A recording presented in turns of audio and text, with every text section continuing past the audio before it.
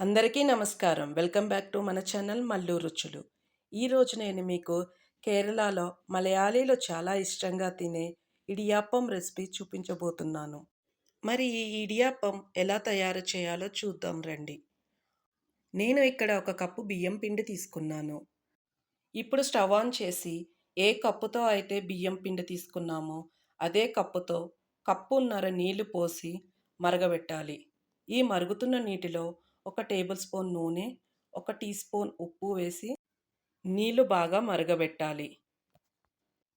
ఇప్పుడు stove off చేసి ఇప్పుడు మరగబెట్టుకున్న నీటిని బియ్యం పిండిలో కొంచెం కొంచెంగా వేస్తూ కలుపుకోవాలి. నీళ్లు మొత్తం ఒకేసారి పోయకూడదు. పిండి వేడిగా ఉన్నప్పుడు కలుపుకుంటేనే ఇడియాప్పం చాలా సాఫ్ట్గా వస్తుంది. ఇప్పుడు జంతికల గొట్టంలో సన్నకారపూస వేసుకునే బిళ్ళ తీసుకొని కలిపి పెట్టుకున్న బియ్యం పిండి ముద్దను జంతికల గొట్టంలో వేసి నూనె రాసి పెట్టుకున్న ఇడ్లీ రేకుల మీద ఇడియాప్పం ఒత్తుకోవాలి.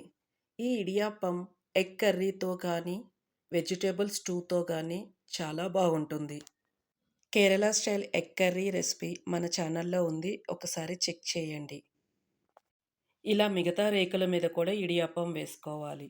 ఇప్పుడు స్టవ్ ఆన్ చేసి ఇడ్లీ పాత్ర పెట్టి ఇడ్లీ పాత్రలో 1.5 గ్లాస్ నీళ్లు పోసుకోవాలి.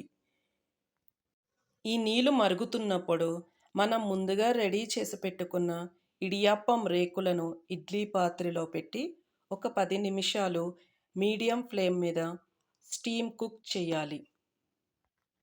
అంతే, ఒక 10 నిమిషాల్లో మనకి ఈ ఇడియాప్పం రెడీ అవుతుంది.